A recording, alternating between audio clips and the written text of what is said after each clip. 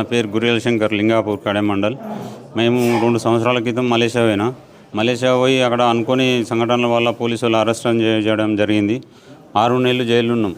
మేము అక్కడ ఇరుక్కుపోయినాక మా ఫ్యామిలీకి చెప్పినాం, గిట్ల పరిస్థితి ఇట్లా అయిపోయిందని చెప్పి మా పక్కోళ్ళు వీళ్ళకి చెప్తే మా భార్య పిల్లలు చాలామంది దగ్గరికి తిరిగినారు, చాలామందిని చేసారు ఇప్పుడున్న ప్రజెంట్ లీడర్ల దగ్గరికి. కానీ ఏ ఒక్క లీడర్ స్పందించలేడు, మాట్లాడలేడు, ఏది మాత్రం వెళ్ళిపోయలేడు.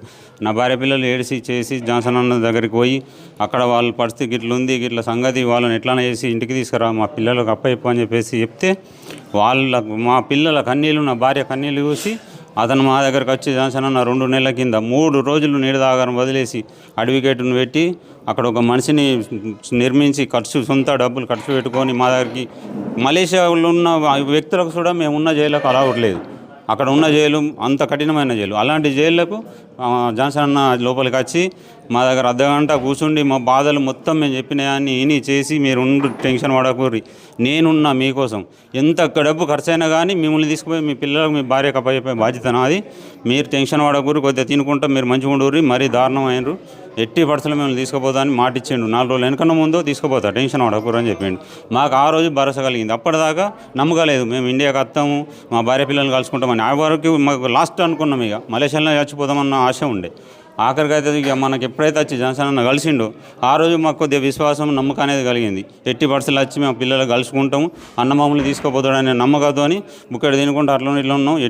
అటు చేసి మళ్ళీ 2 నెలల తర్వాత మొన్న వచ్చి ఇంత తగినంత రాత్రి పగలు అనకుండా కష్టపడి తిరిగి అతను సొంత డబ్బులు ఖర్చు పెట్టుకొని మళ్ళీ అడవిగడితో మాట్లాడి మమ్మల్ని బయటకు తీసి 4 రోజులు కూర్చొని తినబెట్టి మమ్మల్ని అన్ని రకాల పేపర్లు తయారు చేసి, ఎంఏసీ నుంచి పాస్పోర్ట్లు, అవుట్ పాస్పోర్ట్, ఇమిగ్రేషన్ పనులు, టోటల్ పనులు కంప్లీట్ చేయించి ఎలాంటి మాకు టెన్షన్ లేకుండా అతను ఎంబటి నుండి చెమటాలు అడుపుకొని నాదిరి పగలు నిడద లేకుండా 3 రోజులు సరైన అన్నం తినలేడు, నిడదపోలేడు మా కోసం.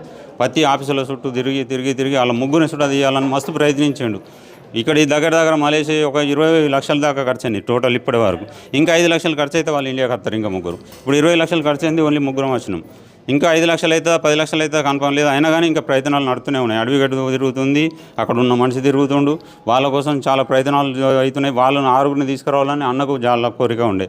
కేటీఆర్ సారు సూర్యసేనల వరకు ఇద్దరు కలిసి మాకు జీవితాంతకాలం యాజమారం, వీళ్ళిద్దరి కోసం మేము సాధ్యమైన మటుకు మేము బతుకున్నంతకాలం మా పిల్లలు మేము రుణపడి ఉంటాం, వాళ్ళ కోసం పని చేస్తాం, వాళ్ళ కోసం ఇది చేస్తాం. ఏ విషయంలో అయినా వెనకాడేది లేదు. కేటీఆర్ అన్న, జాన్సన్ అన్న ఎవడన్నా ఏమన్నా అన్నా కానీ మేము ఊకుండేది లేదు, దేనికైనా సిద్ధం అవుతాం. మాకు ఇప్పటి వరకు జీవితాంతకాలం మా మీద ఆశ లేకుండే మేము ఇంటికి వస్తామని. ఈరోజు జాన్సన్ అన్న సార్ దయ వల్ల, అన్న దయ వల్ల, కేటీఆర్ సార్ దయ వల్ల నా భార్య పిల్లలకు కలుసుకున్న సంతోషం నాకు జీవితాంతకాలం. అన్న